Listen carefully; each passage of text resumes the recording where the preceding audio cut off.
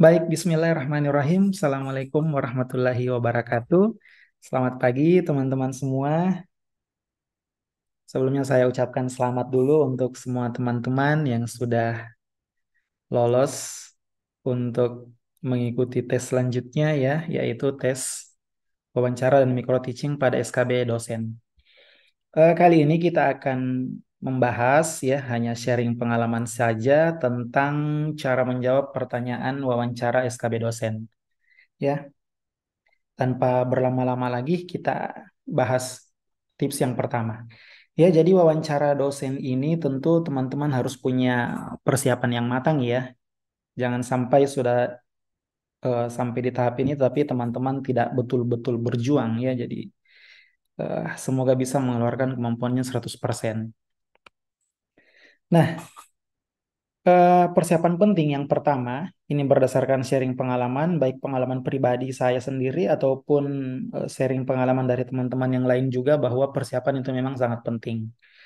Nah, yang paling pertama yaitu tentu teman-teman mutlak harus mencari tahu profil kampus yang teman-teman tuju.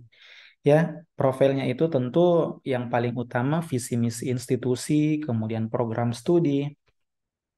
Begitupun dengan akreditasinya, akreditasi institusinya apa, akreditasi program studi yang teman-teman lamar itu apa, kemudian dosennya, ya bukan cuma jumlah dosennya, akan tetapi teman-teman setidaknya bisa mengetahui latar belakang dari dosen-dosen yang ada di prodi itu.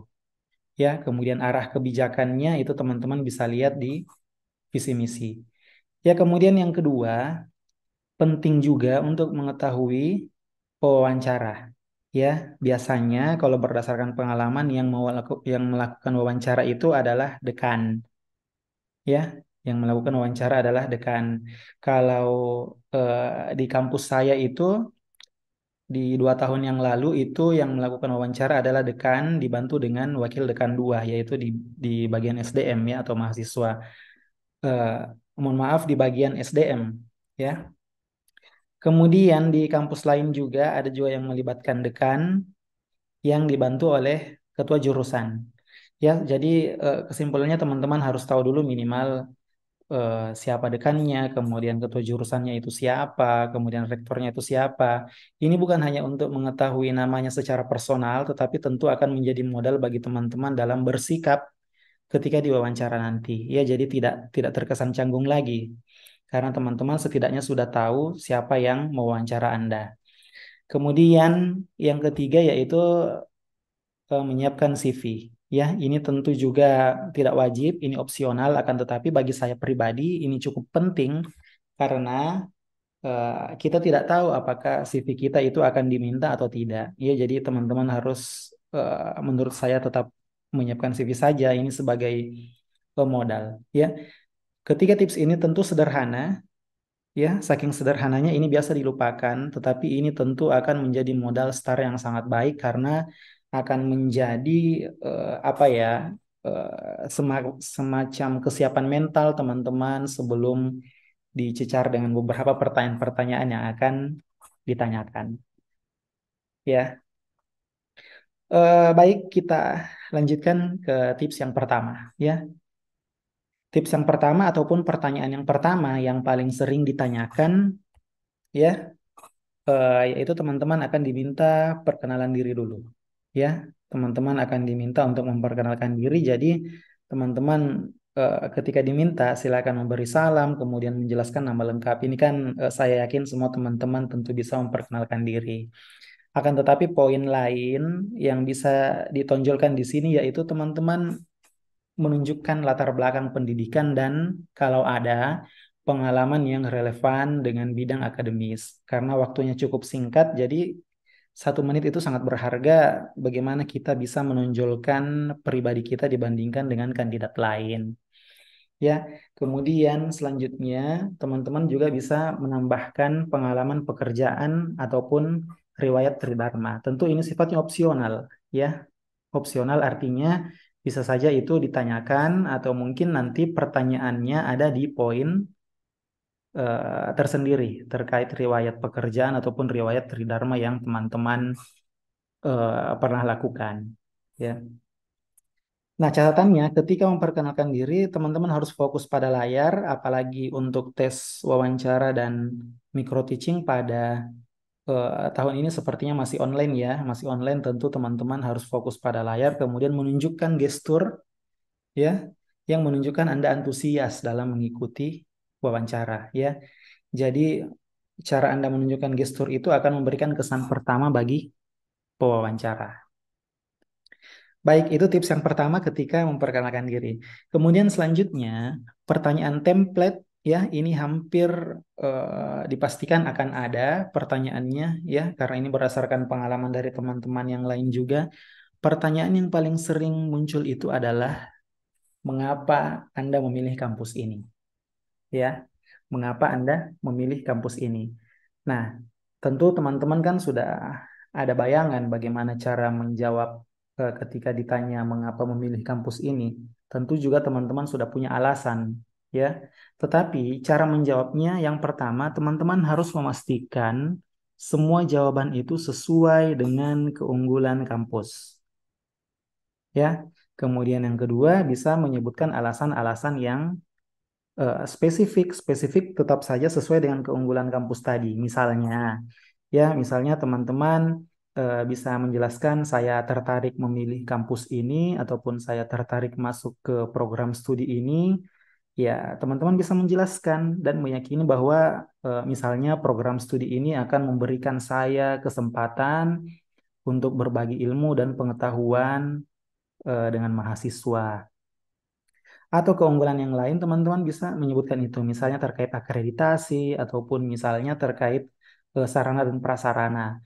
Contohnya, teman-teman bisa menyebutkan bahwa saya terkesan dengan fasilitas ataupun laboratorium yang ada di tempat ini. Ataupun teman-teman bisa memberikan alasan lain, misalnya saya terkesan dengan dosen-dosen yang berpengalaman yang ada di sini. Sehingga tentu itu akan mendukung saya dalam melakukan pengajaran di kampus ini. Ya. Kemudian apalagi teman-teman juga bisa menjelaskan bahwa saya percaya kampus ini memiliki visi dan misi yang sejalan dengan nilai-nilai yang saya anut. Ya. Intinya teman-teman harus selalu menjawab pertanyaan ini sesuai dengan keunggulan kampus masing-masing. Itu gunanya tadi kita melakukan riset awal ataupun teman-teman harus mencari tahu profil dari kampus dan program studi yang dituju. Ya. Kemudian selanjutnya teman-teman harus menunjukkan keseriusan. Ya, apalagi untuk teman-teman yang memilih kampus di luar domisilinya atau tempat tinggalnya selama ini. Misalnya teman-teman yang memilih akan merantau, ya, teman-teman harus menunjukkan keseriusan karena biasanya akan ditanya apakah rela meninggalkan kampung halaman, harus LDRan dengan keluarga di awal-awal dan seterusnya, ya. Jadi harus menunjukkan keseriusan. Kemudian yang kedua, pertanyaan template yang kedua yang biasanya akan muncul, ya, mengapa Anda ingin menjadi dosen PNS? Ya, ini juga template teman-teman bisa menjawab. Yang pertama tentu ya pertanyaan atau jawaban pribadi ya, misalnya karena keterpanggilan ya, misalnya kecintaan teman-teman terhadap dunia akademis dan pendidikan ya. Misalnya teman-teman bisa menjawab bahwa saya percaya dengan menjadi dosen bukan hanya menjadi pekerjaan, tetapi ini adalah panggilan dan minat serta tujuan hidup saya ya. Saya bisa menemukan kepuasan dalam berbagi pengetahuan, ya, mendidik dan membimbing generasi muda dalam hal ini mahasiswa. Itu yang pertama. Kemudian yang kedua, kita berbicara tentang kontribusi. Karena teman-teman akan menjadi dosen, maka tentu salah satu poin penting dalam profesi dosen ini adalah bagaimana kita bisa memberikan kontribusi kepada masyarakat. Ya, tentu akan dibandingkan dengan pekerjaan lain ataupun pekerjaan dosen yang non PNS. Ya, misalnya teman-teman bisa menjawab bahwa dengan menjadi dosen saya bisa memberikan kontribusi yang lebih kepada masyarakat. Ya, misalnya dengan mendorong mahasiswa untuk menjadi individu yang kreatif, yang kritis, yang bisa bersaing di era global dan seterusnya. Ya. Kemudian biasanya pertanyaannya akan berkembang, ya. Misalnya, mengapa harus menjadi dosen PNS? Bukannya dosen swasta juga sudah cukup? Ya, itu kan pertanyaan-pertanyaan yang bisa yang biasanya berkembang dari jawaban yang kita berikan. Ya, jadi teman-teman bisa menjawab, misalnya dengan menjadi dosen PNS, saya bisa mendapatkan kesempatan yang lebih besar, ya, ataupun mendapatkan link-link yang lebih luas, kesempatan lebih besar untuk mendapatkan beasiswa misalnya, untuk mengupgrade pengetahuan dan seterusnya, ya. Kemudian yang ketiga itu juga teman-teman bisa membahas bagaimana pemberian kontribusinya dalam hal pendidikan, ya. Misalnya yang tadi yang berkaitan dengan riset dan pengembangan ilmu pengetahuan, ya. Misalnya teman-teman bisa menjelaskan bahwa saya memiliki hasrat yang besar terhadap penelitian di bidang. Nah, teman-teman bisa menyebutkan bidangnya apa. Ya, jadi sebagai dosen PNS, saya berharap dapat terus berkontribusi pada pengembangan ilmu pengetahuan melalui penelitian yang saya lakukan dan seterusnya. Ya, jadi cara menjawab mengapa ingin menjadi dosen PNS ini tentu poin pentingnya adalah kontribusinya. Ya, bagaimana kontribusi teman-teman ketika menjadi dosen PNS dibandingkan kontribusinya apabila selain menjadi dosen. Kira-kira seperti itu. Kemudian yang ketiga, ya, ini juga biasanya akan ditanyakan apa keunggulan Anda dibandingkan kandidat lain. Nah, gunanya apa teman-teman menuliskan CV di awal itu untuk meyakinkan ataupun menjadi star ketika menjawab pertanyaan ini, ya. Tentu kalau ditanya keunggulan, maka kita bisa menceritakan pengalaman-pengalaman yang sudah kita lakukan. Tentu pengalaman yang spesifik di Tridharma Perguruan Tinggi, ya. Baik misalnya pengalaman teman-teman ketika mengajar, pengalaman ketika melakukan penelitian, pengalaman ketika melakukan pengabdian, dan seterusnya. Adapun untuk teman-teman yang belum mempunyai pengalaman itu tidak apa-apa. Ya, jadi tidak usah malah poin ini menjadi satu hal yang membuat Anda menjadi ragu mau menceritakan apa. Ya, jadi ketika wawancara nanti keraguan itu disimpan dulu. Ya, tidak ada lagi istilah ragu ketika teman-teman wawancara. Kemudian yang kedua, teman-teman bisa menjelaskan pengalaman mengajar yang relevan. Ya, tentu ini berkaitan dengan bidang studi ataupun program studi yang teman-teman lamar. Ini tentu bertujuan untuk menunjukkan ke pewawancara bahwa Anda memang orang yang tepat. Kemudian teman-teman juga bisa menjelaskan pengalaman Anda misalnya terlibat dalam penyusunan, mohon maaf di sini typo ya, penyusunan borang akreditasi misalnya.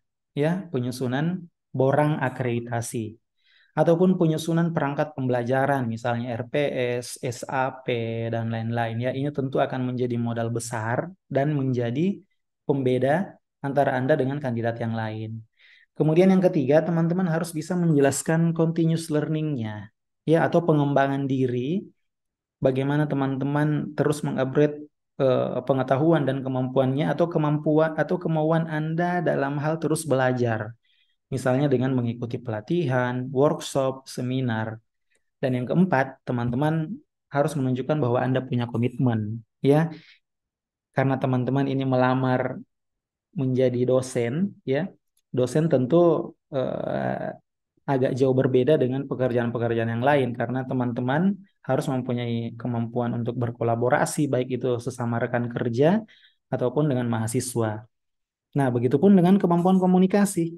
Ya, teman-teman harus menunjukkan bahwa Anda mempunyai cara komunikasi yang baik karena pekerjaan dosen kan tidak akan terlepas dari cara-cara berkomunikasi.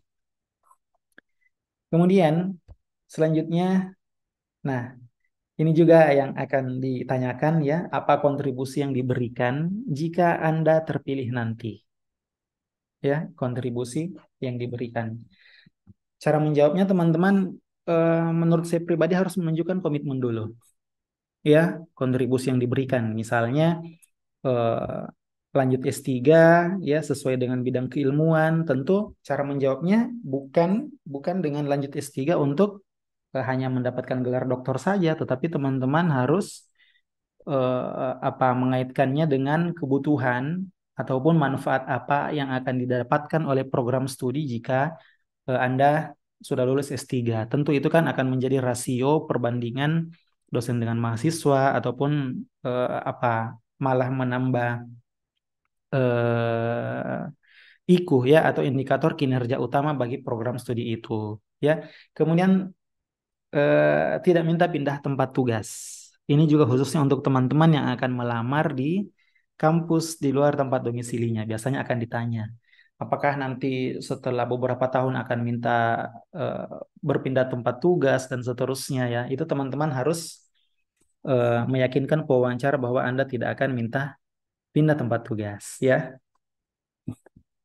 Kemudian yang kedua, teman-teman bisa menjawab bahwa Anda itu berkomitmen untuk meningkatkan kualitas pembelajaran yang inovatif.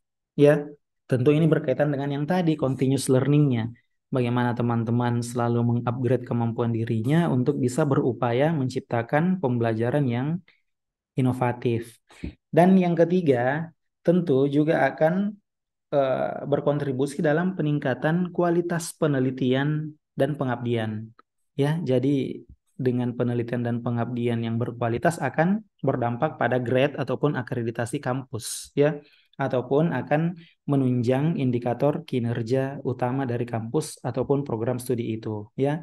Jadi intinya teman-teman harus menjawab semua pertanyaan itu dalam kaitannya untuk pengembangan institusi. Ya, makanya sekali lagi penting untuk kita mencari tahu visi misinya. Penting untuk kita mencari tahu profil dari institusi dan program studi yang kita tuju. Ya, jadi masih ada waktu teman-teman silahkan searching ya. Saya kira semuanya tersedia di internet. Teman-teman harus cari tahu apa visi misi untuk mengetahui arah ya arah kebijakan ataupun strategi apa yang teman-teman harus jawab ketika ditanya yang berkaitan dengan profil kampusnya. Nah, kemudian yang kelima teman-teman harus selalu mengupdate informasinya ya karena ketika saya diwawancarai dan berdasarkan sharing pengalaman dari teman-teman yang lain juga itu kita dimintai pendapat ya. Dimintai pendapat terkait hal-hal yang sering terjadi ataupun yang kemungkinan besar itu akan kita temui ketika kita menjadi dosen nanti. Ya, misalnya yang pertama terkait valuing difference ya, atau bagaimana cara kita menyikapi perbedaan. Misalnya ketika ditanyakan bagaimana cara bekerja sama dengan orang-orang yang berbeda agama, ataupun bagaimana cara Anda bersikap ketika di kampus itu terdiri dari dosen dan mahasiswa yang terdiri dari suku ataupun ras yang berbeda, cara berpikir yang berbeda, bagaimana cara Anda menyikapi itu. Kemudian yang kedua, ini juga biasa ditanya tentang tujuan hidup. Ya, tujuan hidup. Ketika ditanya tujuan hidup Anda apa, ya biasanya kan jawaban template-nya saya ingin bermanfaat bagi orang lain karena sebaik-baik manusia adalah manusia yang bermanfaat bagi orang lain. Tentu itu tidak salah. Tetapi spesifiknya seperti apa? Ya, teman-teman harus menjawab jawaban itu dengan spesifik. Misalnya, cara saya karena manusia yang terbaik adalah manusia yang bisa memberikan manfaat, maka cara saya untuk memberikan manfaat itu salah satunya dengan menjadi dosen, ya. Pokoknya teman-teman harus spesifik dan menjawab sesuai dengan keinginan Anda menjadi dosen. Kemudian yang ketiga, biasanya juga akan ditanya tentang manajemen pekerjaan. Ya, manajemen pekerjaan atau managing work-nya seperti apa. Bagaimana menyusun skala prioritas, kemudian ketika terjadi konflik kepentingan seperti apa. Contohnya, misalnya ditanyakan apabila di suatu hari nanti teman-teman harus memberikan eh, UAS ya ujian akhir semester ke mahasiswa yang jadwalnya bertepatan dengan jadwal acara keluarga, misalnya ada keponakan atau misalnya ada adik yang menikah, bagaimana cara Anda bersikap atau mana yang Anda pilih. Ya, biasanya pertanyaan-pertanyaan itu akan ada. Kemudian yang keempat juga teman-teman akan diminta pendapatnya tentang bagaimana cara bekerja sama. Ya, Cara bekerja sama yang dimaksud tentu bukan hanya dengan dosen, tetapi bagaimana bekerja sama dengan mahasiswa, ya. Misalnya ketika dalam satu program studi, ya, dalam pekerjaan kelompok, dalam penyusunan borang, misalnya ada satu dosen yang tidak mau bekerja atau tidak berkontribusi, bagaimana cara kita bersikap dengan dosen itu, ya. Kemudian bagaimana cara kita tetap membina hubungan positif dengan dosen itu, ya. Itu biasanya akan muncul apa berkaitan dengan pertanyaan-pertanyaan yang akan ditanyakan ke teman-teman ketika wawancara, ya.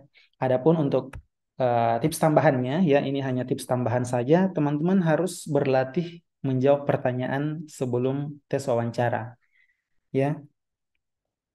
Cara berlatihnya ya tentu teman-teman bisa bisa berlatih di cermin misalnya atau dengan Zoom sesama teman-teman yang mengikuti SKB atau minta tolong dengan kerabat. Teman-teman bisa latihan membuat list-list pertanyaan lalu latihan untuk menjawabnya, ya. Tentu latihan ini akan membantu teman-teman lebih lancar dan percaya diri dalam menjawab pertanyaan, ya. Jadi betul-betul latihan ini sangat terasa manfaatnya dalam meningkatkan kepercayaan diri. Kemudian yang kedua, kita harus menggunakan bahasa yang formal dan sopan, ya. Jadi harus menggunakan bahasa Indonesia yang baik dan benar. Walaupun misalnya teman-teman tahu bahwa si pewawancara ini misalnya satu kampung dengan teman-teman atau berasal dari daerah yang sama, maka tetap harus menggunakan bahasa yang formal. Kemudian harus sopan, jangan terkesan menggurui. Misalnya ketika ditanya beberapa pertanyaan, jadi kesannya kita harus menjawabnya dengan sopan. Jangan menjawab seolah-olah kita menggurui si pewawancara ini. Dan yang ketiga, kita harus memperhatikan ekspresi wajah dan gestur, ya. Ekspresi wajah dan gestur yang positif tentu akan membantu kita untuk terlihat lebih meyakinkan.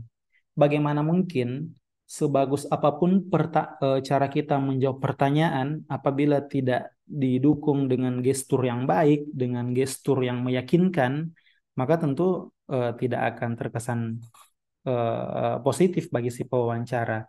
Sederhananya, ya tunjukkan bahwa Anda memang betul-betul menginginkan lulus di kampus itu. Ya, kalau kita hanya terkesan setengah-setengah saja dalam menjawab pertanyaan, ya tentu si pewawancara juga merasa bahwa Anda memang belum tepat ataupun tidak sepenuhnya mau lulus di kampus itu. Dan yang tidak kalah pentingnya adalah berdoa.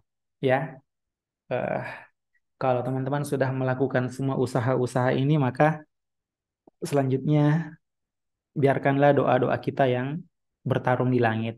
Ya, terutama bagi teman-teman yang masih beruntung mempunyai kedua orang tua, terutama ibu, ya, minta minta minta doa lah untuk kelulusan teman-teman, ya. Dengan doa ini akan menjadi senjata utama dan akan menjadi modal yang sangat berharga bagi kita, ya, karena kita tidak apa ya, kita tidak wajib untuk lulus menjadi dosen, tetapi yang wajib adalah berjuang. Dan salah satu cara berjuang itu tentu dengan berdoa juga. Ya, baik. Terima kasih teman-teman. Itu saja ya tips-tips sederhana dari saya. Untuk tips yang lebih detail, sepertinya saya pernah mengupload videonya. Silahkan teman-teman scroll di video sebelum-sebelumnya. Terima kasih. Saya doakan semoga semua teman-teman yang menonton video ini diberikan kemudahan dalam menjawab semua pertanyaan wawancara hingga menjadi dosen pada seleksi SKB kali ini. Sekian, terima kasih. Assalamualaikum warahmatullahi wabarakatuh.